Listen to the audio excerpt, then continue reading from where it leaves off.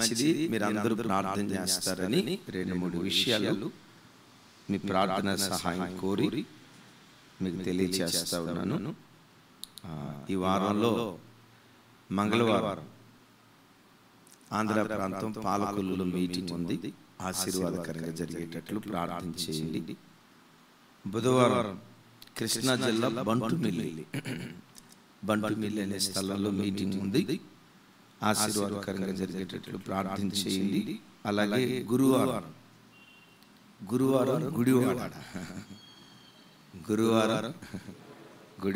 గుడివాడలో మీటింగ్ ఉంది. మేబీ కొన్ని లైవ్ కూడా రావచ్చు. ఆశీర్వాదకరంగా జరిగేటట్లు మీ అందరి ప్రార్థనలో జ్ఞాపకం చేసుకోమని ప్రభు ప్రేమను బట్టి తెలియజేస్తున్నాను. దేవుడి వాటిని ఆశీర్వాదకరంగా జరిగించినట్లు స్తోత్రాలు చెప్దాం.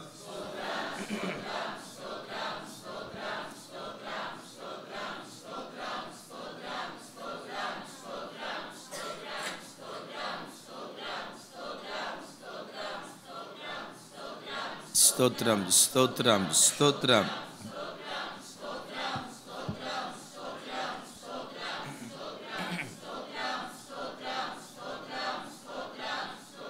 ఆమేన్. మంచిది. ఈ దినం పరిశుద్ధాత్మ దేవుడు మీ అందరితో పంచుకోమని సిద్ధపరిచిన ఒక దివ్యమైన లేఖన భాగాన్ని ధ్యానించుదాం. అందరూ బైబిల్ తెరిచి చూడండి. ఇర్మియా గ్రంథం 32వ అధ్యాయం 40-41 వచనాలు చదువుకుందాం. 40-41 నేను చదువుతాను. నాతో కలిసి చెప్పడానికి ప్రయత్నం చేయండి. నేను వారికి మేలు చేయుట మానకుండునట్లు నిత్యమైన నిబంధనను వారితో చేయుచున్నాను. వారు నన్ను విడవకుండునట్లు వారి హృదయములలో నా ఎడల భయభక్తులు పుట్టించెదను. వారికి మేలు చేయుటకు వారి యందు ఆనందించుచున్నాను. ఆమేన్. ఈ మాట ఈ దినం వాక్యం వింటున్న ప్రతి బిడ్డ జీవితంలో, ప్రత్యేకంగా ఈ ఆరాధనకు వచ్చిన ప్రతి కుటుంబంలో నా దేవుడు నెరవేర్చునుగాక. ఆ కాలంలోనమ్మ ఇశ్రాయేలు ప్రజలతో దేవుడైన యెహోవా మాట్లాడుతున్న మాట, ఇశ్రాయేలీయులారా, నేను మీకు మేలు చేయుట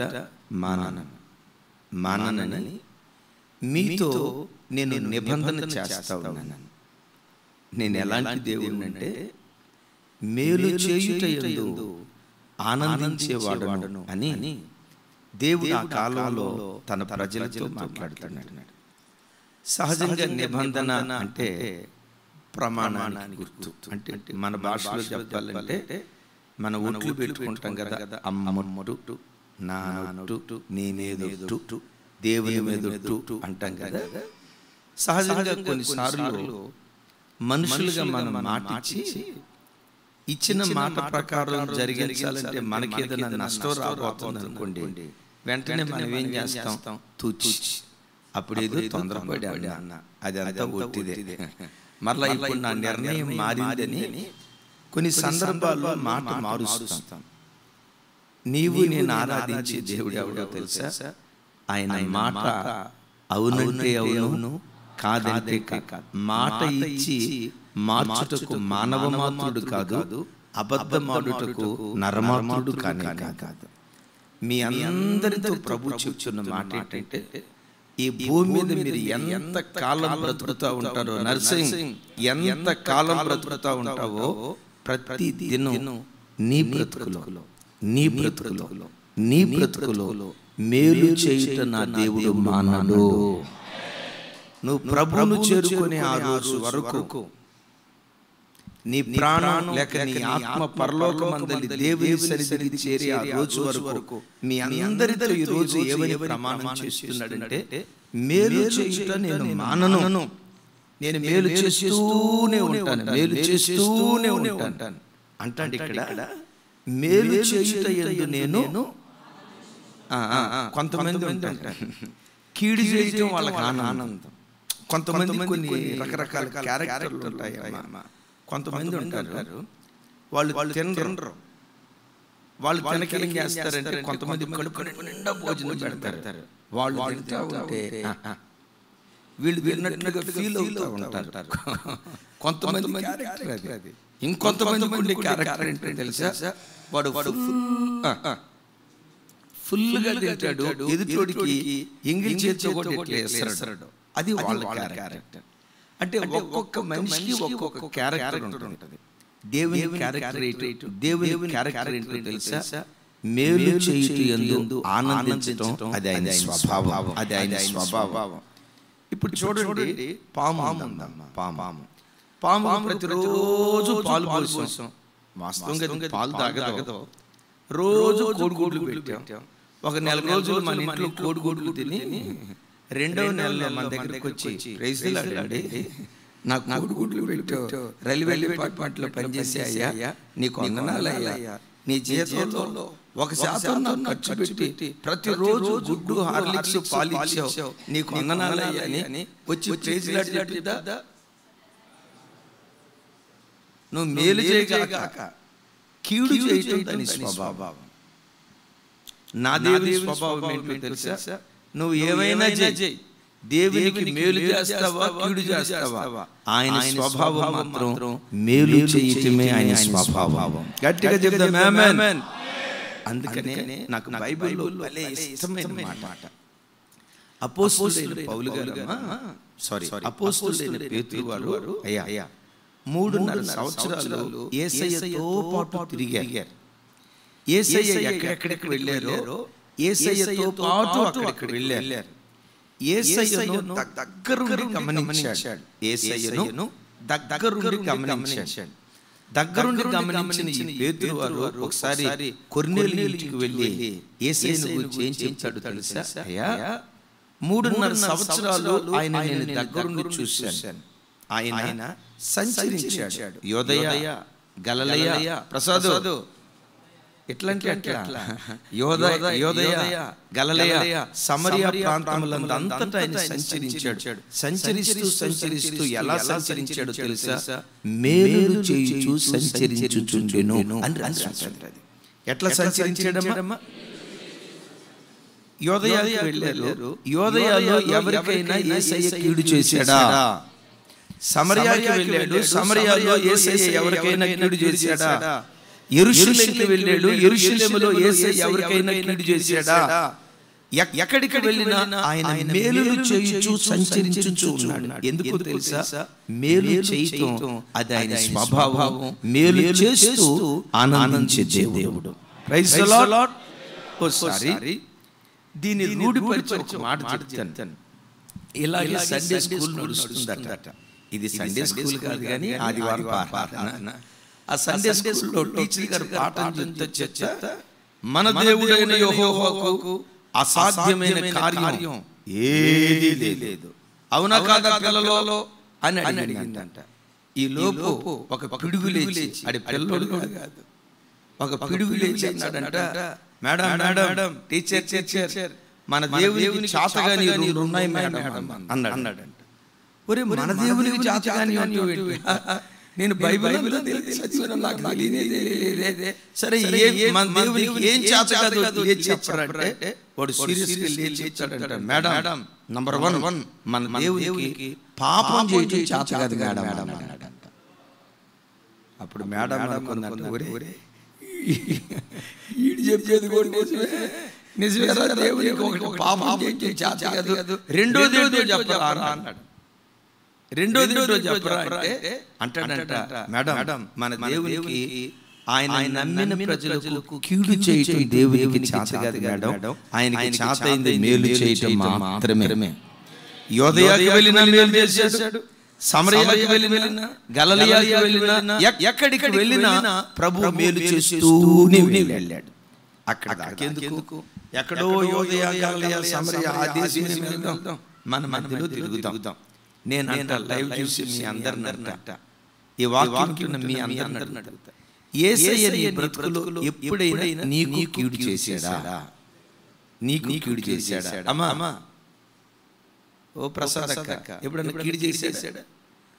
మనం ఆయనకి కీడు చేసేమేమో కానీ మనం చేసిన కీడును ఆయన భరించి, మన నమ్మక ద్రోహాన్ని ఆయన భరించి, మనం ఆయనను వంచిన దాన్ని ఆయన భరించి, మన ద్వారా కీడు అనుభవిస్తూ ఆయన మాత్రం మేలు చేస్తూనే వచ్చాడు. ఈరోజు మీ అందరితో ప్రభు ఆయన నిబంధన చేస్తున్నాడు, ప్రమాణం చేస్తున్నాడు. రోజు ఈ మాట పట్టుకొని ప్రార్థన చేయండి. మేలు చేయుట మానని దేవుడు. నీ ఉద్యోగంలో దేవుడు మేలు చేయును గాక, నీ పిల్లల విషయంలో దేవుడు మేలు చేయును గాక, నీ వ్యాపార విషయంలో దేవుడు మేలు చేయును గాక, నీ ఆరోగ్య విషయాల్లో దేవుడు మేలు చేయును గాక, మీ మనవరాల విషయంలో దేవుడు మేలు చేయును గాక, కలిగిన ప్రతి దాని విషయంలో దేవుడు మేలు చేయును గాక. సింహపు పిల్లలైనా నేమి కలిగి ఆకలితో అలమటిస్తాయేమో గాని యెహోవాను ఆశ్రయించు వారికి ఏ మేలు కొదువై ఉండదు. ఈ ఆరాధనకు వచ్చిన ఈ వాక్యం వింటున్న మీ అందరితో మనందరితో ప్రభు చెప్తున్నాడు, మేలు చేయుట నేను మానను. నువ్వు చనిపోయే ఆఖరి క్షణం వరకు 365 రోజులు, ప్రతి రోజు, ప్రతి దినం, ప్రతి గంట, ప్రతి నిమిషం, ప్రతి క్షణం దేవుడు నీకు మేలే చేయును గాక. ఆయన మేలు చేయుట మానను అన్నారు కదా. మన బ్రతుకులో కూడా మనం మానక చేయాల్సిన కార్యాలు 4 ఉన్నాయి. ప్రతి క్రైస్తవుడు తన బ్రతుకులో మానక చేస్తా ఉంటే, అలాగే నువ్వు చేసినా చేయకపోయినా ఆయన మాత్రం మేలు చేయటం మానడు. అయితే ఆ మేలు చేయుట మానని దేవునికి మానక మనం చేయాల్సిన కార్యాలు నంబర్ 1 ఆరాధన. చూడండి హెబ్రీయులకు రాసిన పత్రిక 10వ అధ్యాయం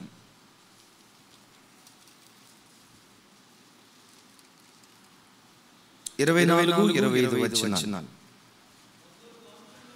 నేను చదువుతాను, చూడండి నాతో కలిసి. కొందరు మానుకొనుచున్నట్లుగా సమాజముగా కూడుట మానక ఒకరినొకడు హెచ్చరించుచు ఆ దినము సమీపించుట మీరు చూచిన కొలది మరి ఎక్కువగా అలాగున చేయుడి. ఇప్పుడు చెప్పండి, కొందరు మానుకొనుచున్నట్లు, చెప్పండి, కొందరు మానుకొనుచున్నట్లు సమాజముగా కూడుట మానక. ఏది మానకూడదంట?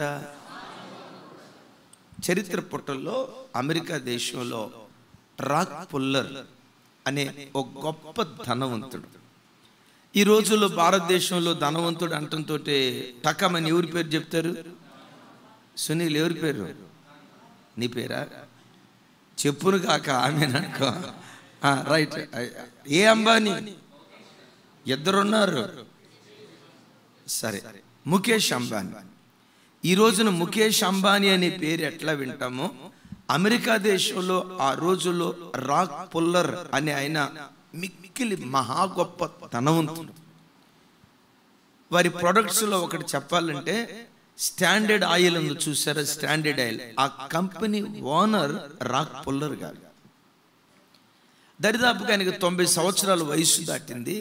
తన పుట్టినరోజు ఆ జన్మదినం జరుపుతా చుట్టూతో వచ్చిన వాళ్ళు ఒక మాట అడిగారు, అయ్యా రాక్ పుల్లర్ గారు, ఇప్పుడు 90 సంవత్సరాల వయసు దాటింది కదా, మీరు పుట్టిన నాటి నుండి నేటి వరకు మీ జీవితంలో ఎన్నో సంఘటనలు జరిగాయి. మీ జీవితంలో జరిగిన సంఘటనలన్నిటిలో అత్యంత దుఃఖకరమైన సంఘటన ఏది? అత్యంత బాధాకరమైన సంఘటన, మీ గుండెలను పట్టి పీడించే ఆ వేదన భరితమైన సంగతి ఏది? ఆయన చెప్తూ అన్నాడట, నేను పలానా చోట పలానా సంవత్సరాలు కంపెనీ ప్రారంభించాను, దరిదాపుగా ఒక 15 లక్షల రూపాయల నష్టం వచ్చింది, నేనేమంత పెద్ద బాధపడలేదు. ఆ తర్వాత ఇంకో చోట వ్యాపారం స్టార్ట్ చేశాను, దరిదాపుగా 50 లక్షల రూపాయల నష్టం వచ్చింది, అయినా నేను అంతేం పెద్ద బాధపడలేదు. మరి ఏ విషయంలో నువ్వు బాధపడ్డావయ్యా అంటే, నాకు 65వ సంవత్సరం వచ్చిన తర్వాత ఒక ఆదివారం ఆరోగ్యం సరిగ్గా లేక నా బ్రతుకు దినాల్లో ఒక్క ఆదివారం ఆరాధనకు నేను వెళ్ళలేకపోయాను. అది గుర్తొచ్చినప్పుడల్లా ఈరోజు కూడా నా గుండె ఇట్లా పెండబడినట్లయిపోతుంది. నా బ్రతుకు దినాల్లో అత్యంత దుఃఖకరమైన దినమేది అంటే ఆరాధనకు వెళ్ళని రోజే నాకు అత్యంత దుఃఖకరమైన రోజు అన్నాడంట. Praise the Lord. ఇప్పుడు మిమ్మల్ని అడిగేమనుకోండి, ఏం చెప్తారు చెప్పండి? అన్నయ్య, మా ఆవిడ చీపురి కట్ట తీసుకొని కొట్టింది అన్నయ్య, అదే నా బ్రతుకులో అత్యంత దుఃఖకరం. ఈడు చుట్టూతో తిరుగుతుంది. అమ్మా, నీ జీవితంలో అత్యంత దుఃఖకరమైన దినమేది, బాధాకరమైన దినమేది? ఆయన చెప్పిన మాట ఏంటో తెలుసా? నా బ్రతుకులో అత్యంత దుఃఖకరమైన దినం నేను ప్రభువు నమ్ముకున్న తర్వాత ఒక్క ఆదివారపు ఆరాధన నేను పోగొట్టుకున్నా. అది నాకు అత్యంత దుఃఖకరమైన దినం. అందుకని పౌలు గారు అంటాడు, సమాజముగా కూడుట. చెప్పాలి. రైట్. చూడండి, ఈ 2024 ప్రతి సంవత్సరానికి దరిదాపుగా 52-53 ఆదివారాలు ఉంటాయి. మిమ్మల్ని అడుగుతా, మీలో ఎంతమంది ఇది 11వ ఆదివారం, 2024 సంవత్సరం 11వ ఆదివారం, ఒక్క ఆదివారం కూడా మిస్ కాకుండా 11 ఆదివారాలు నేను మందిరానికి వచ్చానండి అన్న వాళ్ళు చేతులు ఎత్తండి. భాస్కరా, ఎక్కడికి వెళ్ళావు? ఒక ఆదివారం అస్తమించావా? ఇక ఉదయించు. రైట్. లైవ్లో ఉన్న బిడ్డలు మీ అందరిని కూడా అడుగుతున్నాను, సంవత్సరానికి వచ్చేసరికి 52 ఆదివారాలు, 53 ఆదివారాలు. ప్రతి క్రైస్తవుని కమిట్మెంట్ ఎట్లుండాలో తెలుసా? ఆరోగ్యం బాగున్నా బాగాకపోయినా, శరీరం సహకరించినా సహకరించకపోయినా, ఆ అనారోగ్యంతోనే దేవుని సన్నిధికి వచ్చి దేవుని వాక్యం వింటూ ఆ వాక్యం వింటూ ఆ దేవుని మందిరంలోనే ప్రాణం విడవటానికి మించిన గొప్ప భాగ్యం ప్రపంచంలో మరొకటి ఏది లేదు. గట్టిగా చెప్దాం ఆమేన్. నేనంట, ఇంట్లో బెడ్ మీద పండుకొని చనిపోవటం మంచిదా? హాస్పిటల్ బెడ్ మీద పండుకొని చనిపోవటం మంచిదా? దేవుని మందిరంలో వాక్యం వింటా చనిపోవటం మంచిదా? ఒకవేళ మరణం అంటూ వస్తే ఇట్లాంటి మరణాన్ని మనం కోరుకుందాం గాక. చేతులు బైబిల్ పట్టుకొని చదువుకుంటా ఉన్నప్పుడు చదువుకుంటూ అప్పుడు వెళ్ళిపోవాలి. ఎక్కడికి? రైట్. చూడండి, మోకరించి ప్రార్థన చేసుకుంటా ఉన్నప్పుడు ప్రార్థన చేసుకుంటూ ఉంటుండగా, సరే ఏదేమైనా నంబర్ 1 మనం ఏం మానకూడదంటే ఆరాధన మానకూడదు. కొందరు మానుకొనినట్లు సమాజముగా కూడుట. లాక్డౌన్ దినాలు చాలా మందికి మేలు చేసాయి భక్తిగా బ్రతకటానికి. అయితే లాక్డౌన్ తర్వాత వచ్చిన ఒక ప్రమాదం ఏంటంటే తమ్ముడు ఆంతోని, చిన్న కారణం చొప్పున ఆదివారపు ఆరాధన మానేస్తున్నారు. తమ్ముడు ఏంటి ఆరాధనకు రాలేదు? పాలు పంపలు. ఆరాధనకు రాకపోయినా లైవ్ చూసేవన్నయ్య, లైవ్లో ఆరాధనలో పాలు పంపులు పొందామన్నయ్య. లైవ్లో ఆరాధనలో పాలు పంపులు పొందటం అది సమాజముగా కూడుకొనటమా? వాక్యం దాన్ని అంగీకరిస్తా. లైవ్ చూడవచ్చు, తప్పులేదు. నో నేను తప్పంటలా.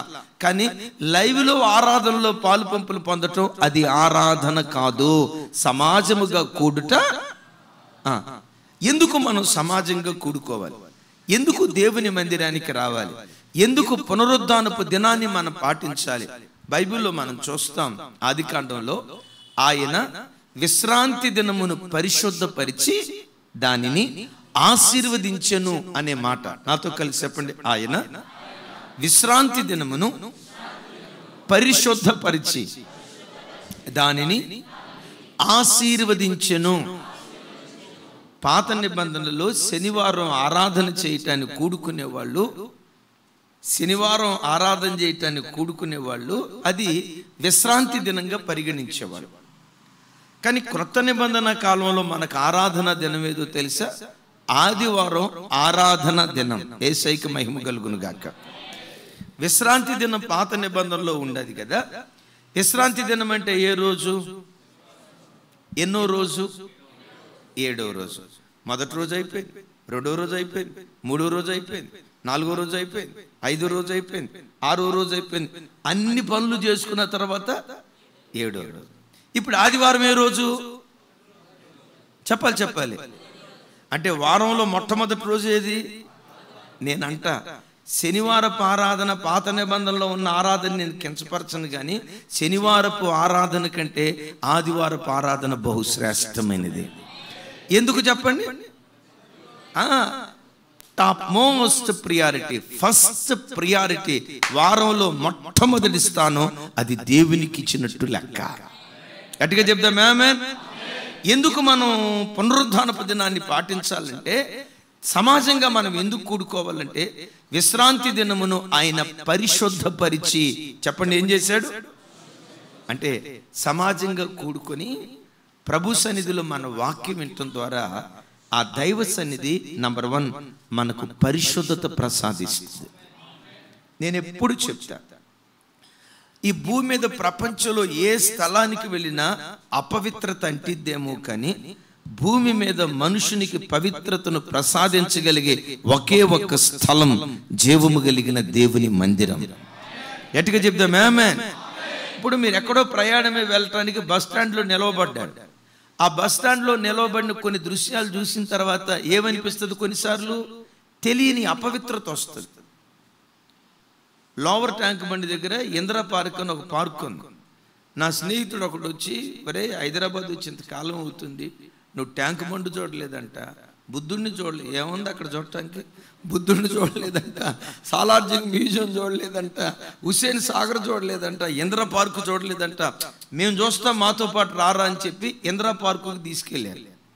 ఇందిరా పార్కు లోపలికి వెళ్ళిన తర్వాత ఆ పొదలు చెట్లు ఉంటాయి చూసారా, ఆ చెట్ల దగ్గర ఉన్న దరిద్రపు కార్యక్రమాలు చూసిన తర్వాత 2 అడుగులు లోపలికి వేసానండి, ఇది మనం ఉండదగిన స్థలం కాదని చెప్పి వెనక్కొచ్చా. ఓ పార్కు వెళ్ళు, అపవిత్రత నీలో పుట్టడానికి అవకాశం ఉంటుంది. ఒక ట్యాంక్ బండికి వెళ్ళు, తెలియని అపవిత్రత. ఒక బస్ స్టాండ్లో నిలవబడు, ఒక స్థలానికి వెళ్ళు, అపవిత్రత నీలో పుడతాదేమో, కానీ ఈ యావత్ భూమి మీద మనుషునికి పవిత్రతను ప్రసాదించగలిగే ఒకే ఒక్క స్థలం జీవము కలిగిన దేవుని మందిరం. Praise the Lord. ఒకవైపు మందిరంలో మనకేం దొరుకుతుంది? పరిశుద్ధత దొరుకుతుంది. రెండవది ఏం దొరుకుతుంది? చెప్పాలి ఏం దొరుకుతుంది? దేవుని ఆశీర్వాదం. ఎంత విచిత్రమైనదంటే, నేను ఎప్పుడు చెప్తా కదా, దేవుడు తన ప్రజలను ఆశీర్వదించేటప్పుడు పైనుంచి ఏదో మూట గురిపించి, ఆ రాత్రి మీరు ప్రార్థన చేసుకున్నారు, ప్రభా నన్ను ఆశీర్వదించు, ప్రభా నన్ను ఆశీర్వదించు, ప్రభా నన్ను ఆశీర్వదించని ప్రార్థన చేసుకొని లేచారు. ఆ పడుకున్నారు. తెల్లారిన తర్వాత తలుపు తీశారు. వాకిడి దగ్గర 2000 రూపాయల కట్టల మూట దేవుడు పడేయడం. ఇప్పుడు 2000 రూపాయలు కట్టలేయటానికి 2000 రూపాయలు కూడా లేవు. అట్లా ఆశీర్వదించడం. ఈ దేవునిలో ఉన్న చిత్ర విచిత్రం ఏంటో తెలుసా? నీ చేతిలో ఏ పని ఉందో, నువ్వు ఏ ఉద్యోగం చేస్తా ఉన్నావు, నీ భర్త ఏ వ్యాపారం చేస్తున్నాడు, నీవు ఏ వ్యాపారం ఏ పని చేస్తున్నావో, నీ చేతిలో ఉన్న దానితోనే చిత్ర విచిత్రాలు దేవుడు జరిగించడం ప్రారంభిస్తాడు. అందుకని బైబిల్లో రాయబడిన మాట, నిశ్చయముగా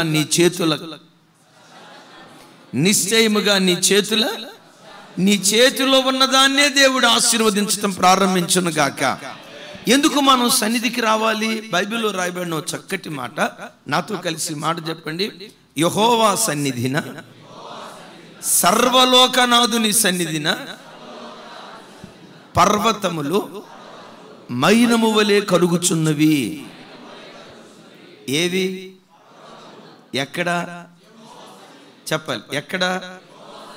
పర్వతం అంటే నీకున్న కొన్ని సమస్యలు పర్వతం అంత పెద్దవిగా, రాయి ఎంత జటిలంగా ఉంటుందో అంత జటిలమైన సమస్యలు కొన్నిసార్లు నీ బ్రతుకులో నీకు ఎదురవుతాయి. నీ సమస్యల గురించి అమ్మో నాకున్న సమస్యలండి, రాయి ఎంత కఠినంగా ఉంటుందో నా సమస్యలు కూడా అంత కఠినంగా ఉంటాయండి. పర్వతం ఎంత పెద్దగా ఉంటుందో నాకున్న సమస్యలు కూడా అంత పెద్దవిగా ఉంటాయండి అని కొన్నిసార్లు అంటాం. సహజంగా పర్వతంలో ఏముంటాయి? రాళ్ళు ఉంటాయి. చూడండి, దేవుని సన్నిధట పర్వతాలను సహితం మైనములాగా కరిగింపచేసే శక్తి దేవుని సన్నిధిలో ఉంది. దైవజనమా, నిన్నేలుబడి చేస్తున్న సమస్య పర్వతమంత పెద్దదైనా, రాయంత జటిలమైనదైనా, నువ్వు దేవుని మందిరంలో కూర్చొని నిండు మనస్సుతో నువ్వు కన్నీళ్లు కారుస్తూ ప్రార్థన చేయగలిగితే పర్వతం లాంటి నీ సమస్యను కూడా మైనములాగా దేవుడు కరిగింపజేస్తాడు. మైనములాగా దేవుడు కరిగింపజేస్తాడు. నా సమస్యను మైనములాగా కరిగింప చేయగలిగిన శక్తి దేవుని సన్నిధిలో ఉంది. మీరు ఎరుగుదురు కదా, రాజైన హిజ్కియా మీదకి అష్షూరు సైన్యం దండెత్తి వచ్చినప్పుడు హిజ్కియా ఏం చేశాడు? దేవుని మందిరానికి వెళ్ళి ఆ ఉత్తరాన్ని పరిచి తన బాధ అంతా దేవునికి చెప్పుకున్నాడు.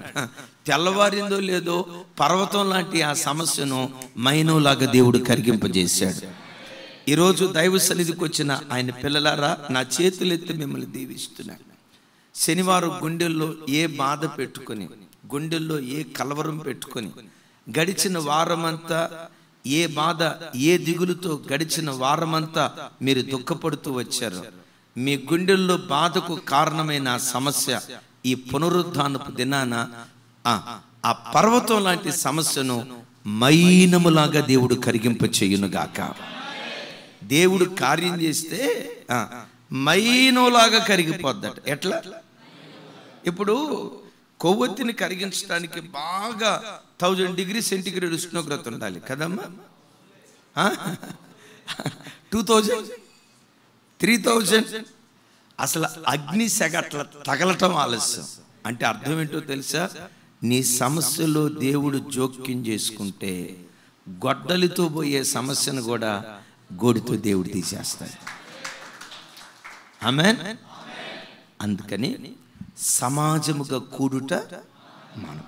అలా మనం మానకుండా ఉంటే ఆయన మేలు చేయుట మానడు. గట్టిగా చెప్తే ఆమేన్. మరి మీరు అనొచ్చు కొంతమంది, అన్నయ్య మరి నేను కొన్ని ఆదివారాలు రాలేదుగా, మరి నాకు మేలే చేశాడుగా. మేలు చేయటం ఆయన నైజం అంతే. అది ఆయన స్వభావం, అది ఆయన స్వభావం. అయితే మనం మానొద్దు. ఏం మానొద్దు? నంబర్ 1 సమాజం ఆరాధన మానొద్దు. రెండవది ఏం మానకూడదు? చూడండి, సమూయేలు మొదటి గ్రంథం 12వ అధ్యాయం. Praise the lord. రైట్, కూర్చోండి. 12వ అధ్యాయం 23వ వచనం.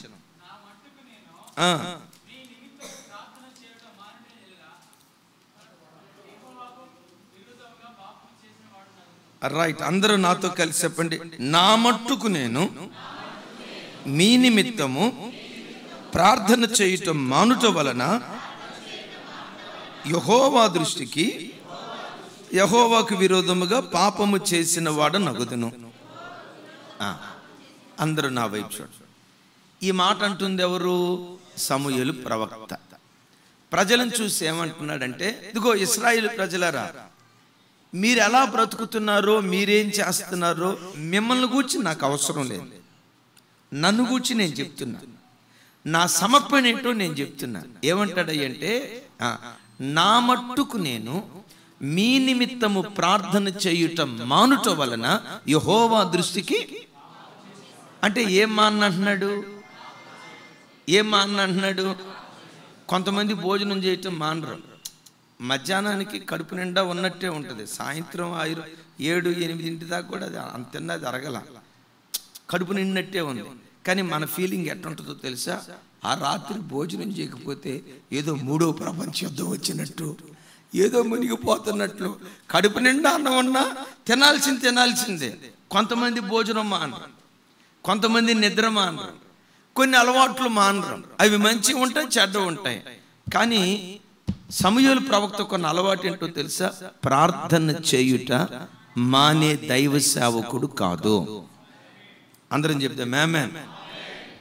ఈ దైవజనుడు చెప్తున్న మాట, నా మట్టుకు నేను మీ నిమిత్తము ప్రార్థన చేయుట మానుట వలన.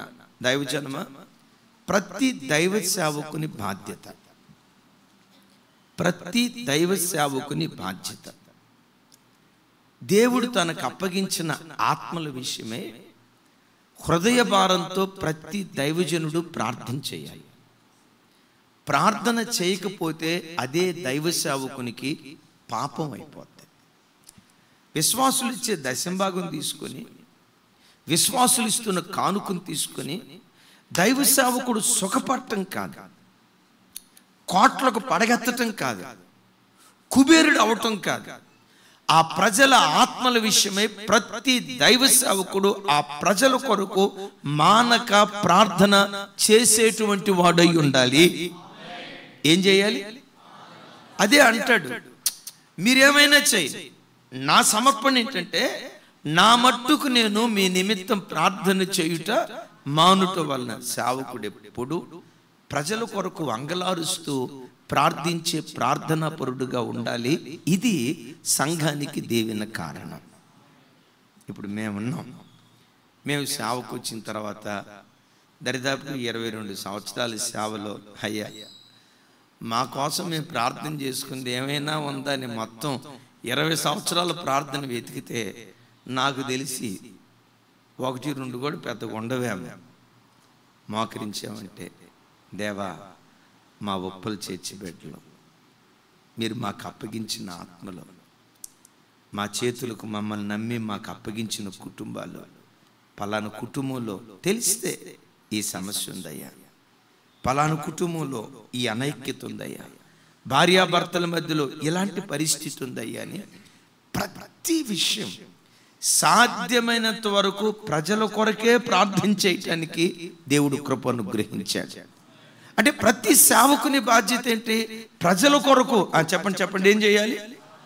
మరొకసారి, ప్రజల కొరకు ప్రార్థన చేసేవాడిగా ఉండాలి. అందుకని ఆయన అంటాడు, నా మట్టుకు నేను మీ నిమిత్తము ప్రార్థన చేయుట మాను.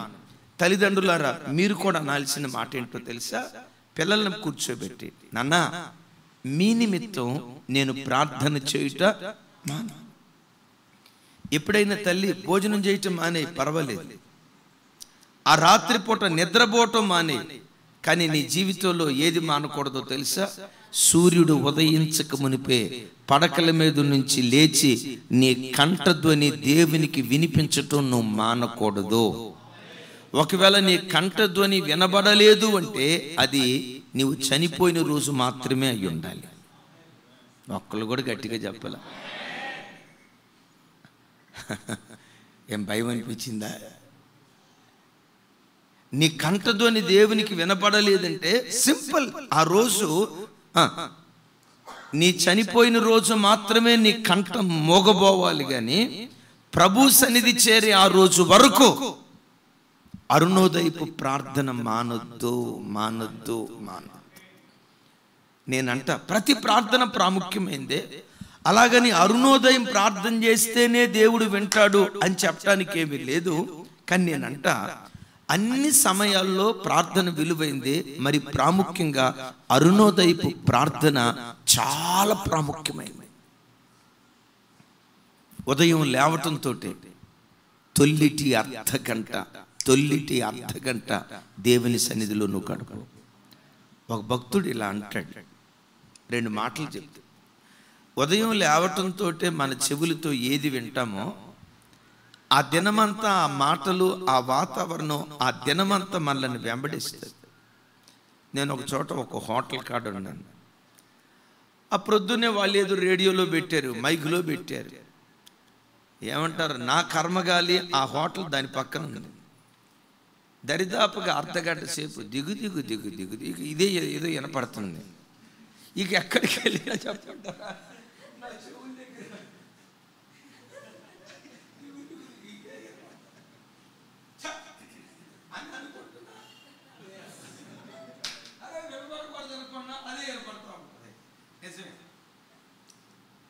ఉదయం లేవటంతో తొల్లిటి అర్ధగంట దేవుని దగ్గర గడుపు.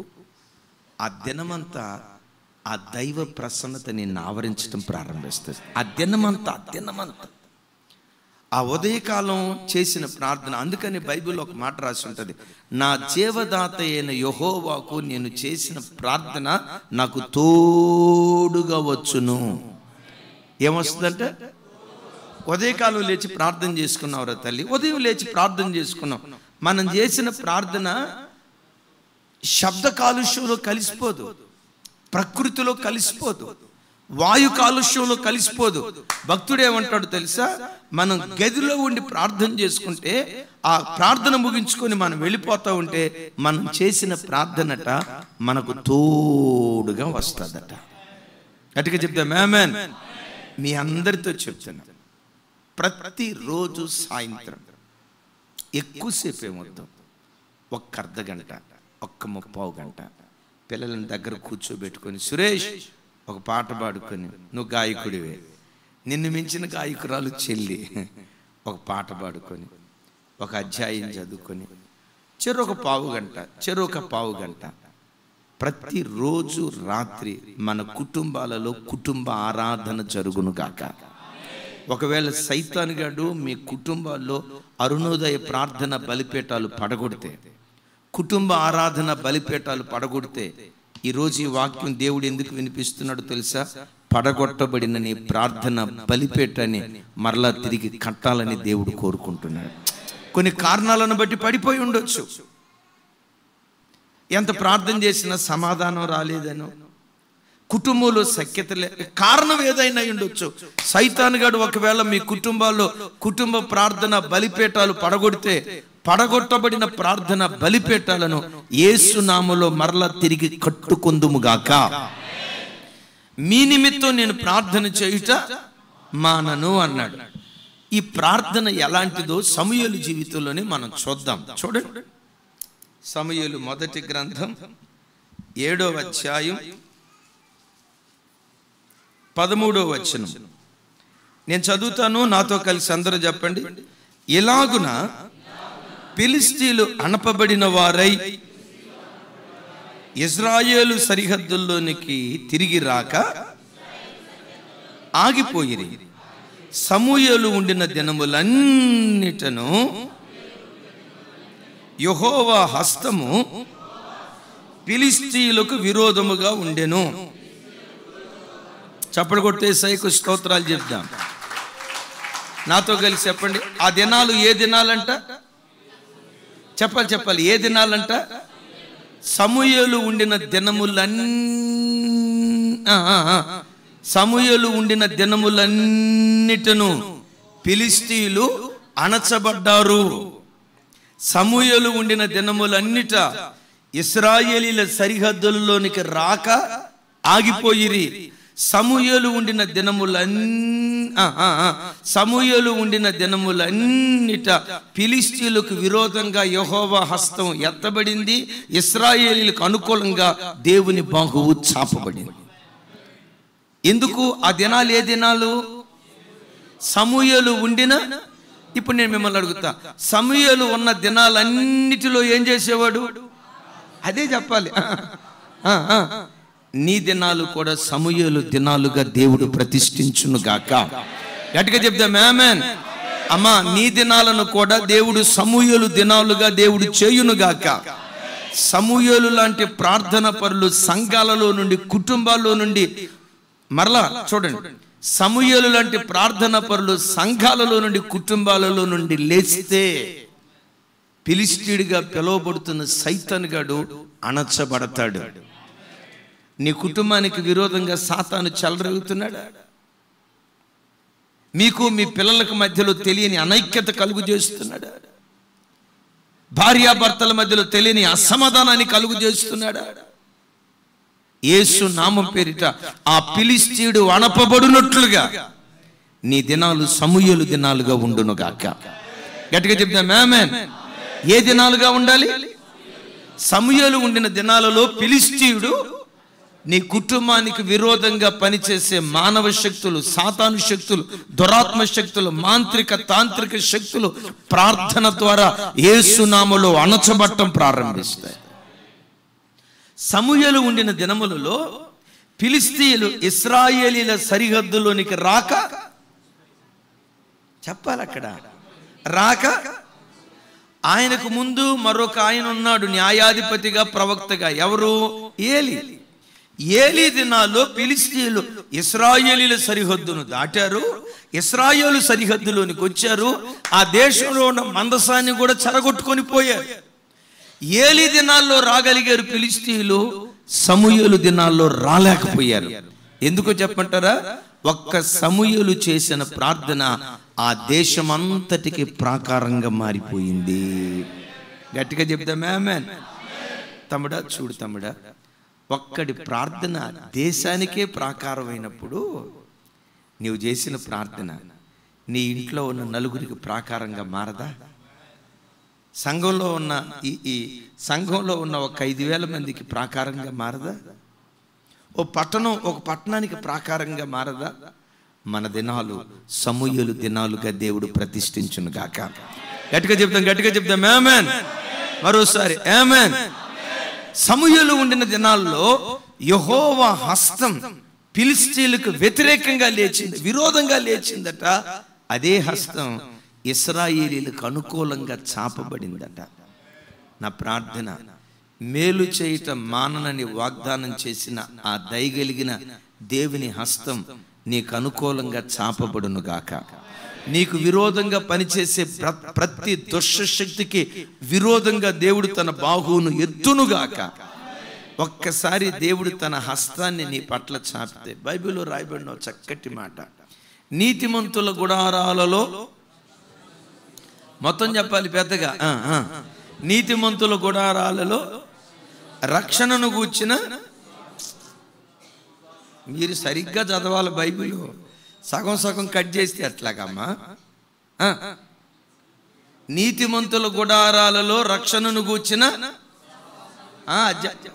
ఆ ఉత్సాహ సునాదం ఉసూరుమంట చెప్తున్నారు.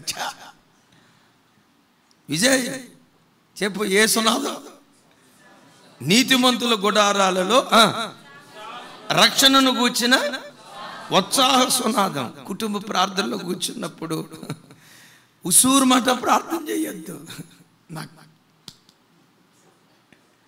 ఇన్ని నిద్ర చంపుకొని ఇది ఏది ఇదంతా అట్లా చేయొద్దు.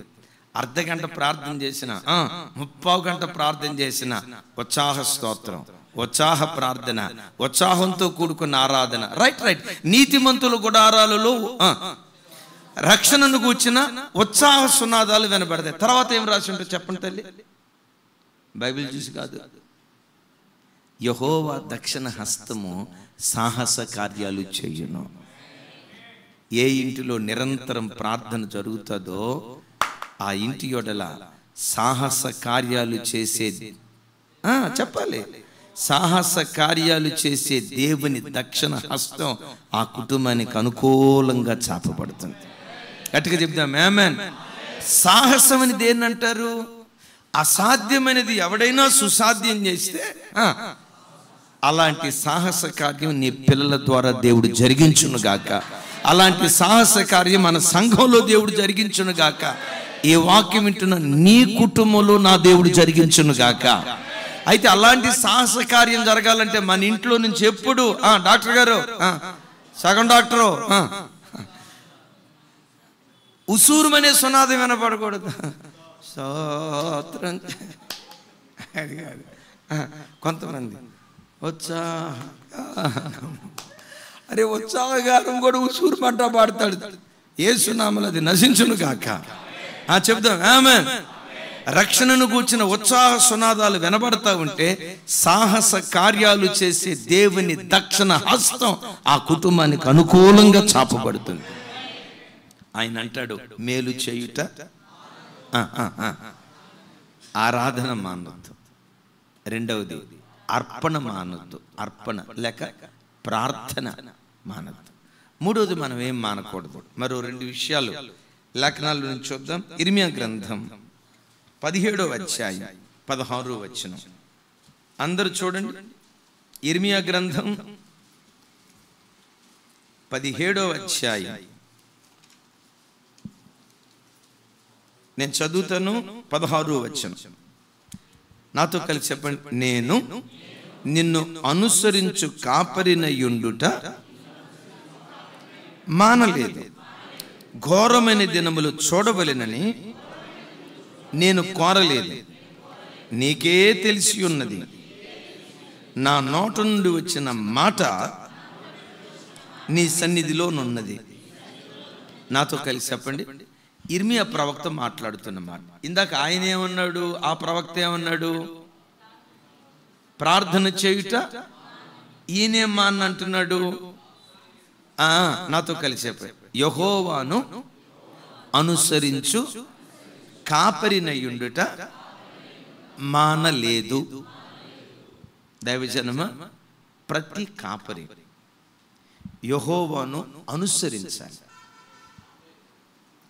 ప్రతి విశ్వాసి కాపరిని అనుసరించాలి. గొర్రెలేమో కాపరిని అనుసరించాలి, కాపరేమో ప్రధాన కాపరిని అనుసరించాలి. ఎక్కడైనా మనం అనుసరించాలి కానీ అనుకరించకూడదు. నా వైపు చూడాలి. అనుసరణ వేరు, అనుకరణ వేరు. అనుసరణ అనేది ప్రవర్తనకు సంబంధించింది, అనుకరణ అనేది హావభావాలకు సంబంధించింది. విన్నారా ఈ మాట? మనం లోకంలో ఎవరిని చెప్పాలి, ఎవరిని అనుసరించకూడదు కాదమ్మా, ఎవరిని అనుకరించకూడదు. చెప్పండి, ఏం చేయాలి? నేను చాలా సంవత్సరాల క్రితం ఏపీఎస్సి కాలనీలో ఒక ఇంట్లో ప్రార్థనకి వెళ్ళాను, బర్త్డే కోటం. ఆ రోజుల్లో కొంచెం ఖాళీగా ఉంటాన్ని బట్టి, అమ్మ వినండి, ఎప్పుడైనా నాకు అనుకూలం ఉండి సునీలు ఇంటికాడ ప్రార్థనకు వచ్చా, మీరు అడిగినప్పుడు మీ ఇంటికి రాలేకపోయా. అప్పుడు రాజన్నో ఇజ్రాయేల్ అన్నో లేదా అక్కోళ్ళో వచ్చారు. మీరు సునీలోళ్ళ ఇంటికి అయితే అన్న వెళ్ళాడు కానీ మా ఇంటికి రాలా అంటే ఈయన తోకం వేరు అనుకుంటా, ఒక్కొక్కరిని ఒక్కో రకం ఎట్టాటి అనుకునేరు కాక మాకు అనుకూలం ఉంటే నేనంట, అంతోని తమ్ముడా నీకు చాలా ప్రపంచం ఉంది, మాకున్న ఒకే ఒక్క ప్రపంచం మీరే, మీరు తప్పితే ఇంకో ప్రపంచం లేదు. మీ ఇంటికి కూడా రాలేదు కదరా, కరుణ ఎక్కడున్నాడు అనుకోవద్దు. మాకు అనుకూలం ఉంటే వస్తాం, మేము ఎక్కడున్నా మీ కొరకు ప్రార్థన చేస్తాం. ఒకటి ప్రభు కొరకు బ్రతికేవాళ్ళం, ఆ తర్వాత మీ కొరకు బ్రతికేవాళ్ళు. ఇంకొక ప్రపంచం, శ్రీకాంత్ నీకు చాలా ప్రపంచం ఉంది, మాకున్న ఒకే ఒక ప్రపంచం సంఘం, మీరు తప్ప ఇంకో ప్రపంచం లేదు. యేసయ్యకి మహిమ కలుగును గాక. గట్టిగా చెప్తాం ఆమేన్. సో ఆ దినాల్లో ఓ చోట బర్త్డే కోవటం జరిగితే వెళ్ళాం. ఆ పాపతో పాటు చదువుకునే పిల్లలందరూ వచ్చారు. మా క్లాస్మేట్ అంటే ఒక పాప ఎదురు వచ్చి నిలబడింది. అమ్మ నీ పేరేంట్రా తల్లి అన్నాను.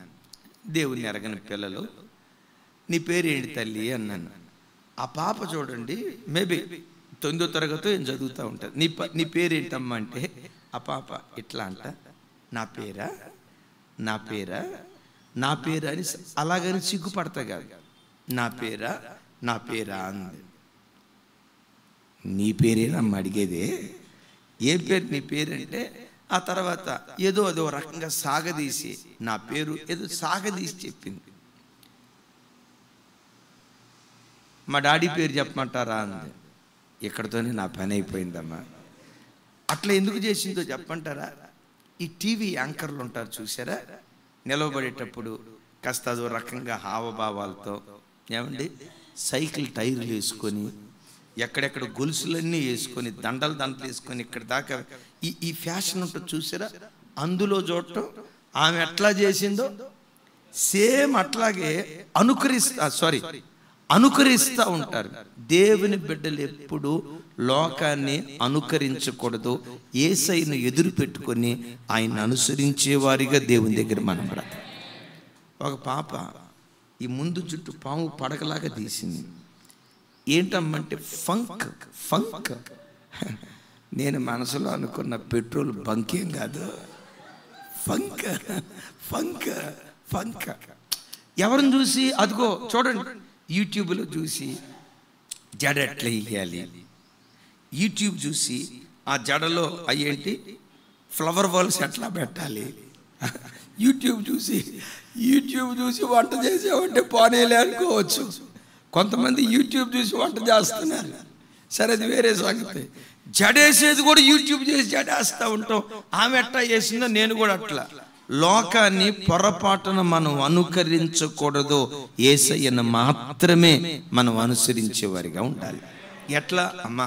ఎప్పుడు ఉదయం లేవటంతో, దేవా ఈ దినమంతా నేనులా బ్రతకూడదయ్యా, నీలాగా బ్రతకాలి, నీలాగా బ్రతకాలి. నేనులాగా బ్రతకూడదయ్యా, నా ప్రాచీన పురుషుడు నా లోపల కనపడకూడదయ్యా. నా ప్రాచీన పురుషుల్లో అపవిత్రత ఉంది, నా ప్రాచీన పురుషుల్లో కాముకత్వం ఉంది, నా ప్రాచీన పురుషుల్లో క్రోధం ఉంది, నా ప్రాచీన పురుషుల్లో అసూయ ఉంది, నా ప్రాచీన పురుషుల్లో కక్ష ఉంది. ప్రాచీన పురుషుడు సిలువ వేయబడాలి. నాలో నుంచి నవీన పురుషుడుగా పిలువబడుతున్న నీవు ప్రజలకు ప్రత్యక్షం కావాలి యేసయ్యా. నా మాట తీరు నీలాగా ఉండాలయ్యా, నా నడక నీలాగా ఉండాలయ్యా, నా స్వభావాలు నీలాగా ఉండాలయ్యా అని ప్రపంచంలో ఎవరైనా నిన్ను అడిగారు, నీ రోల్ మోడల్ ఎవరు, ఎవరిలాగా బ్రతకాలనుకుంటున్నావు, ఎవరిలాగా జీవించాలనుకుంటున్నావు, ఎవరిలాగా ఈ భూమి మీద బ్రతకాలని నిన్నెవరైనా అడిగితే నేనులా బ్రతకాలనుకోవట్లేదు, కానీ నా యేసులాగా నేను బ్రతకాలని కోరుకుంటున్నానయ్యా. ఈ మాట ప్రతి క్రైస్తవుని నోట ఉండును గాక. నేనంట ఒక్క మాట, యేసయ్యలాగా ఒక్క దినం బ్రతికి చచ్చిపోయినా మనం ధన్యులమే. సరిపోలా? అడిగిన తర్వాత అప్పటికి తీసుకున్నట్టుంది నాకేది. ఒక్కరోజు బ్రతికిన తమ్ముడా, యేసయ్య లాంటి ఓర్పు, యేసయ్య లాంటి పరిశుద్ధత, యేసయ్య లాంటి సాత్వికం, యేసయ్య లాంటి దీనత్వం, యేసయ్య లాంటి ఉన్నతమైన నీతిమంతత్వం ఒక్కరోజు బ్రతికిన మన బ్రతుకు ధన్యమైపోయినట్టే లెక్క. చెప్దాం గట్టిగా, నేను నిన్ను అనుసరించు కాపరినయుండుట మానలేదు కాబట్టే ఏమంటాడు తెలుసా? ఘోరమైన దినములు నేను చూడలేదు. నీకు తెలుసా, యేసయ్యలాగా నువ్వు బ్రతుకు, కారపు మెతుకులు తిన్నా సంతోషంగా నువ్వు బ్రతకగలుగుతావు. ఘోరమైన దినాలు నీ బ్రతుకులో నువ్వు చూడవు. చప్పలు కొడితే యేసయ్యకు స్తోత్రాలు చెప్తావు. నా ప్రభు ఈ ఆరాధనకు వచ్చిన మీ అందరితో, ఈరోజు వాక్యం వింటున్న మీ అందరితో ప్రభు చెప్తున్నారు, నిబంధన చేస్తున్నాడు ఆయన. ప్రమాణం. దేవుడు ఒట్టు పెట్టుకునేటప్పుడట, నాకు బైబిల్లో భలే విచిత్రమైన మాట రాసింది. అమ్మ, మీరు ఎప్పుడైనా ఒట్టు పెట్టుకునేటప్పుడు సహజంగా ఒట్టు ఎవరి మీద పెడతామంటే, మనకంటే గొప్ప వాళ్ళు ఎవరైతే ఉంటారో వాళ్ళ మీద ఒట్టు పెడతాం. వాళ్ళ మీద. ఇప్పుడు మీరున్నారు భాస్కరా, నీకు బాగా ఇష్టం ఎవరంటే మీ పిల్లలే. నీ మీద ఒట్టు పెట్టావు, చెల్లి మీద ఒట్టు పెట్టావు, అయినా తృప్తి లేదా, ఎదుటో నమ్మట్లా. అప్పుడు నా అసలు ఒట్టు పెట్టకూడదు, అది వేరే సంగతి. నా పిల్లల మీద ఒట్టండి అని అంటాం కదా. అంటే మనకంటే అధికులు ఎవరున్నారో వాళ్ళ మీద ఒట్టు పెడతాం. మరి దేవుడు ఒట్టు పెట్టేటప్పుడు ఆయన కంటే అధికుడు ఎవరో ఉండాలి కదా, ఆయన మీద ఒట్టు పెట్టాలా. దేవుడంట ఎవరి మీద ఒట్టు పెట్టకుండా బైబిల్లో రాయబడిన మాట, నా తోడు అని ఒట్టు తన మీద తాను ఒట్టు పెట్టుకున్నాడట. తన మీద తాను ఎందుకు ఒట్టు పెట్టుకున్నాడో తెలుసా? ఆయన కంటే అధికుడు మరొకరు ఎవ్వరూ లేరు గనక, ఆయన కంటే గొప్పవారు మరి ఎవ్వరూ లేరు గనక ఏమన్నాడు? ఆ దేవుడు నీతో ప్రమాణం చేస్తున్నాడు, మేలు చేయుట నేను మానను. నీ పిల్లల జీవితాల్లో నిశ్చయంగా నేను మేలు చేస్తా. నీ వ్యాపార విషయంలో నిశ్చయంగా నేను మేలు చేస్తా. నీ ఉద్యోగ విషయంలో నిశ్చయంగా నేను మేలు చేస్తా. నీ భవిష్యత్తు విషయంలో నేను మేలును నీ కొరకు దాచిపెట్టుంచా. మేలు చేయుట నేను మనమేం మానకూడదు? ఆరాధన మానకూడదు. రెండవది అర్పణ మానకూడదు. మూడవది అనుకరణ మానకూడదు. ఆఖరిది సమర్పణ. చూడండి ఆ మాట.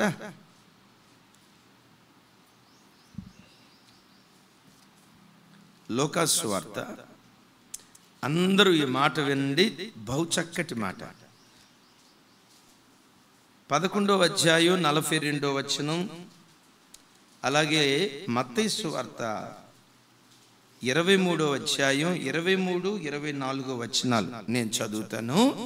నాతో కలిసి అందరూ చెప్పడానికి ప్రయత్నం చేయండి. అందరూ నాతో కలిసి 11వ అధ్యాయం 42వ వచనం పెద్దగా చెప్పాలి అందరూ నాతో కలిసి. అయ్యో పరిసయ్యులారా, మీరు పుదీనా, సదాప మొదలైన ప్రతి కొరలోనూ 10వ వంతు చెల్లించుచున్నారే గాని న్యాయమును దేవుని ప్రేమను విడిచిపెట్టుచున్నారు.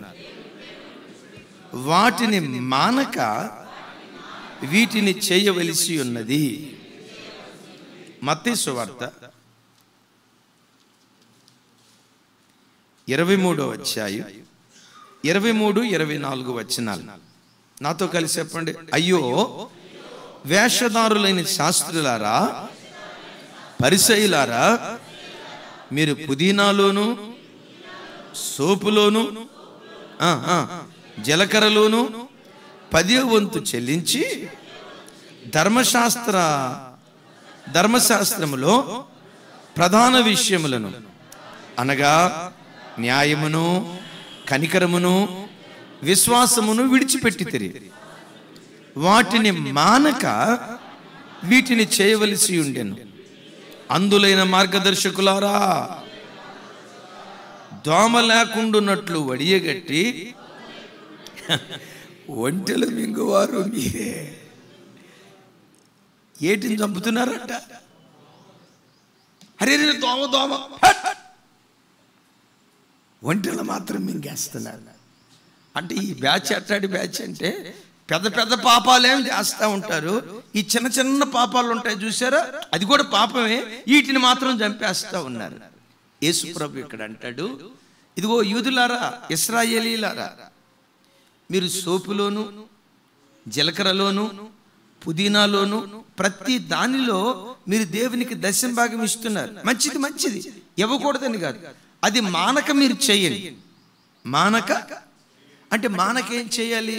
దేవుడు మనకి ఇచ్చిన దానిలో మన రాబడి అంతటిలో మానక ప్రతి బిడ్డ దశమ భాగం, క్రొత్త నిబంధనలో దశమ భాగం కంటే వర్ధిల్లిన కొలది దేవునికి ఇచ్చేటువంటి వారిగా ఉండాలి.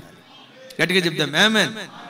అయితే గమనించండి, వాటిని చేయొచ్చు, మానక వాటిని చేయొచ్చు. వాటికి మించి ఏం చేయాలో తెలుసా? ధర్మశాస్త్రం యొక్క సారమంతా ప్రేమ. దీనిని మీరు మానక చేయాలి. చెప్పాలి గట్టిగా ఆమేన్. అంటే ధర్మశాస్త్రం యొక్క సారం లేక, నేను అప్పుడప్పుడు చెప్తా కదా, పరిశుద్ధ గ్రంథంలో మొత్తం ఎన్ని పుస్తకాలు ఉన్నాయి? 60. తమ్ముడ ఎన్ని పుస్తకాలు ఉన్నాయి? 66 పుస్తకాలు ఉన్నాయి. ఈ 66 పుస్తకాలు నేను ఆ మాట అనలేను, కానీ మీకు అర్థమయ్యే భాషలో చెప్తాను. ఈ 66 పుస్తకాలను మిక్సీలో వేసి దీని సారాన్ని బయటికి తీసుకొచ్చావు అనుకోండి, 66 పుస్తకాల సారం 2 అక్షరాల్లో ఇమిడుంది. ఆ 2 అక్షరాలే ప్రేమ. ప్రేమ, ప్రేమ. చెప్పాలి, ప్రేమ. అంటే బైబిల్ సారాంశం అంతా ఏంటి?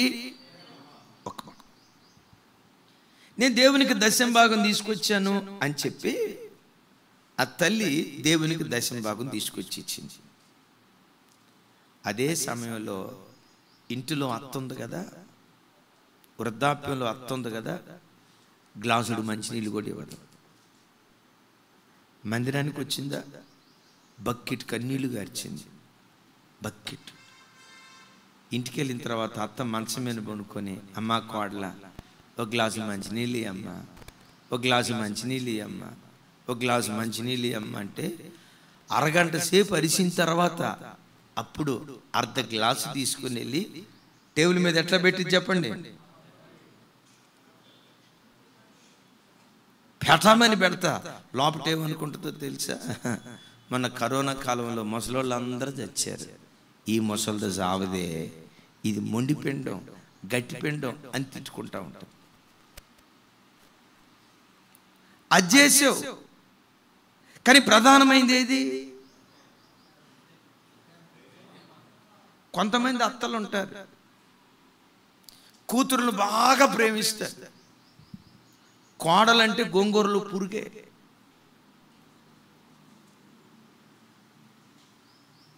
కొంతమంది అంటారు, దానికి పెళ్ళై మా ఇంట్లోకి వచ్చి కొడుకును బొట్టలో వేసుకుంది. దాని కొంగు పట్టుకునే తిరుగుతున్నాడు. మమ్మల్ని పట్టించుకోవట్లా. పిచ్చి మోహమా, భార్య కొంగు పట్టుకోపోతే నీ కొంగు పట్టుకుంటాడా చెప్పు? చిన్నప్పుడు నీ కొంగు పట్టుకొని తిరిగాడు కదా. ఇప్పుడు ఆ భార్యాభర్తలు ఇద్దరూ అట్లా అన్యోన్యంగా ఉండటం అది ఆశీర్వాదం కాదా? ఒకరినొకరు ఎడబాయిని ఒక దివ్యమైన ప్రేమతో ఆ కొడుకు కోడలు బ్రతకడం అది సంతోషం కాదా? ఒక అత్త ఏం చేయాలి? అమ్మయ్యా, వీళ్ళిద్దరి మధ్య ఏ గొడవలు లేవు, ఏ మనస్మర్థలు లేవు, ఎంత ఆప్యాయంగా బ్రతుకుతున్నారు, ఇంతకు మించి నాకేం కావాలి అని అత్త సంతోషించాల్సింది పోయి వచ్చింది, బొట్టలో వేసుకుంది. మరలా ఈ అత్త మందిరానికి వచ్చి దీర్ఘ ప్రార్థనలు చేస్తుంది. పాట పాడిందంటే మైక్ అవసరంలో, సౌండ్ సిస్టమ్ అవసరంలో, ఏమీ లేకుండా ఊరి చివరిదా కనపడి. అదేమంటే మేము ఇమ్మాన్యుయేల్ చర్చికి వస్తామండి, మేము దశమ భాగం ఇస్తామండి.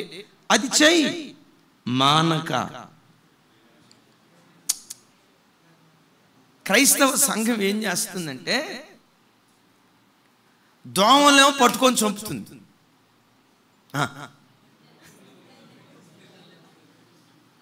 వీళ్ళు ఎంత మంచోళ్ళో చూడండి. మిమ్మల్ని అడుగుతాను, క్రైస్తవ వివాహ వ్యవస్థలో మిమ్మల్ని అడుగుతాను. నేను వాటిని సమర్థించను. తాలిబొట్టు వాక్యానికి విరుద్ధమా? విరుద్ధమే. ఈ వివాహాలప్పుడు కట్న కానుకలు దేవునికి విరుద్ధమా? ఈ రెండిట్లో పెద్ద విరుద్ధం ఏది? థ్యాంక్ యూ తమ్ముడా. కట్నం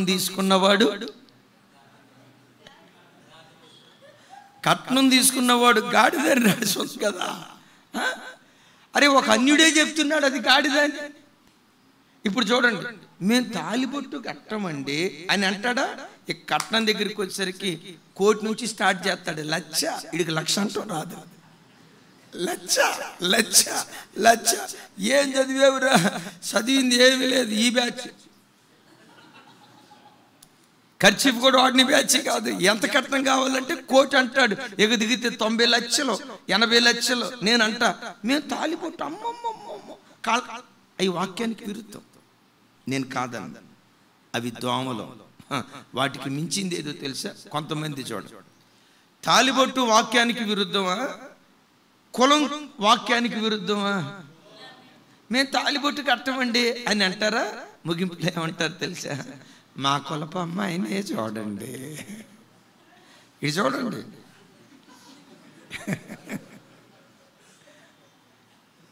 ఈ బ్యాచ్ ఏ బ్యాచ్ అయ్యంటే దోమలు కనపడితే ఏనుగులు మాత్రం స్వాహ, ఏనుగులు మాత్రం ఒంటిలో మాత్రం స్వాహ. చెప్పాలి. ఏనుగులు మాత్రం ఒంటిలో మాత్రం చెప్పాలి. నేనంట నుదుట బొట్టు పెట్టుకోవటం నో. మనము విగ్రహ సంబంధమైన ఏ ఆచారాన్ని దేవుని బిడ్డలు పొర్రపాటున పాటించుకోవడం. ఒకవేళ ఇంట్లో భర్త అనుమతి లేదు, కొన్ని పరిస్థితులు, అది వేరు. అయితే నేనంట నుదుట బొట్టు ఇది ప్రమాదకరమైందా? హృదయంలో ఉన్న పగ ప్రమాదకరమైందా? నుదుట బొట్టు ప్రమాదకరమైందా? హృదయంలో ఉన్న ద్వేషం ప్రమాదకరమైందా? నుదుట ఉన్న బొట్టు ప్రమాదకరమైందా? హృదయంలో ఉన్న అసూయ, ద్వేషం, కక్ష ఇది ప్రమాదకరమైందా? నేనంట ఇది తీయకుండా ఇది తీస్తే ఏం ఉపయోగం? అంటే అది ఉంచుకోమని కాదు నా అభిప్రాయం. అందుకనే దేవుడు ఇక్కడ అంటాడు, ఓ అందులైన వీళ్ళెవరంట? అరే, ఒక విడదీ చెప్పాలి, కలిపి కొడితేట. వీళ్ళు అందులంట. అందులు ఏమంటున్నారు? మేము మీకు మార్గదర్శకులు. అందులో అంటారు అనుకున్న వాళ్ళు, ఫాలో మీ. వీళ్ళు గుడ్డోళ్ళు అంటారు అందులైన మార్గదర్శకుల. నేనంట అందుడు ఎట్లా మార్గదర్శకుడు అవుతాడు? ఈడయ్యాడు. యేసు ప్రభు వాడు అంటారు కదా, గుడ్డోడిని అనుసరిస్తే వాడు వీడు ఇద్దరు యేసు రక్తమే చేయ. ఇక అడ్రస్ కల్లంత అయిపోద్ది. అందుకని దైవజనమ నేనంట, బైబిల్ అంతట్లో ప్రేమను మించిన శ్రేష్టమైన గుణం మరొకటి ఏదీ లేదు. అపోస్తులైన పౌలు గారు అంటారు కదా, సర్వోత్తమమైన మార్గమును మీకు తెలియచేయుచున్నాను. ఆరాధించడం ఉత్తమమే, నా వైపు చూడండి, ఆరాధించడం ఉత్తమమే, అర్పణ అర్పించటం ఉత్తమమే, మందిరంలో పరిచర్య చేయటం ఉత్తమమే, వాలంటీర్స్గా దేవుని పనిలో పాలిభాగస్తులు అవ్వటం ఉత్తమమే. ఇవన్నీ ఉత్తమమాలే, కానీ వీటిలో సర్వోత్తమమైన మార్గం ఏదో తెలుసా? ప్రేమతో బ్రతకటానికి మించిన సర్వోత్తమమైన మార్గం మరొకటి ఏది లేదు. కొంతమంది స్త్రీలు ఉంటారు, అమ్మా నేను మిమ్మల్ని అంటలా, మీరు మాత్రం దేవదూతల్లా కనపడుతున్నారు. నాకు దేవదూతలు కాదు, ఇంట్లో వాళ్ళని అడగాలి, నాకేం తెలుసు. నాకు ఇక్కడ మాత్రం దేవదూతలు, ఇక్కడ మాత్రం ఎట్లా ఉంటారంటే, అబ్బా గాబ్రియల్ దూత, మిఖాయేలు దూత, ఇక ఈ చెల్లి తర్వాత ఏమో అన్నట్టుంటారు. ఎప్పుడైనా పొరపాటున బెదరను కదిలించాము అనుకోండి, చర్చిలు గాబ్రియలేనన్నా, బయట జనాలకి మిఖాయేలేనన్నా, మరి నీకు లూసిఫర్ కక్కన్నా. యేసునామములో అది నశించును గాక, యేసునామములో అది నశించును గాక. పౌలు గారు మాట్లాడుతూ అంటాడు, ఏమంటాడో తెలుసా? నేను దేవదూతల భాషలో మాట్లాడేవాడినైనా, పరలోక భాషలో మాట్లాడేవాడినైనా, పర్వతాలను పెకిలించగలిగే విశ్వాసము కలిగిన వాడనైనా, ప్రేమ లేని వాడనైతే నేను వ్యర్థుడను. విశ్వాసము, నిరీక్షణ, ప్రేమ, వీటన్నిటిలో శ్రేష్టమైనది ప్రేమయే. యేసయ్యకి మహిమ కలుగును గాక. అలా మనం బ్రతుకుదాం. 4 తీర్మానాలు. నంబర్ 1, ఆరాధన మానను. ఆరాధన చెప్పాలి, ఆరాధన, అర్పణ, అదే ప్రార్థన మానను. అనుసరించుట, అనుసరణ మానను. 4, సమర్పణ. అంటే మనలో ఉన్న కక్ష, క్రోధం, అసూయ యేసయ్య బలిపీఠం మీద పెట్టి వాటిని తొలగించుకొని యేసయ్య ప్రేమను మనం సంపాదించుకోవాలి. ఈ 4 నువ్వు మానకుండా చెయ్యి. నువ్వు చేస్తావో లేదో అది తర్వాత, కానీ నా దేవుని గుణం చెప్తాను. గడిచిన 23 సంవత్సరాల నుంచి దేవుని సేవలో ఉన్నా. నా బ్రతుకులో నేను నా దేవునికి కీడు చేసింది ఏదైనా ఉందేమో, కానీ నా ప్రభు నాకు మేలే చేస్తూ వచ్చాడు, మేలే చేస్తూ వచ్చాడు. నీ బ్రతుకులో కూడా దేవుడు తన చెయ్యి చాపి నీతో నిబంధన చేస్తున్నాడు. కరుణ, నీకు మేలు చేయుట నేను మానను, మేలు చేయుట నేను మానను. గట్టిగా చెప్తా, ఆమేన్. నేను నీకు మేలు చేయుట బ్రతుకు కాల. మరొక మాట అంటాడు, మేలు చేయుట యందు నువ్వు మేలు పొందుకుంటే, మేలు చేసింది ఆయన మేలు నువ్వు పొందుకున్నావు. ఆయన మేలు నువ్వు పొందుకుంటే నువ్వు పొందుకున్న దాన్ని చూసి ఆనందిస్తా ఉంటాడు. యేసయ్య మనసు ఎలాంటిదో తెలుసా?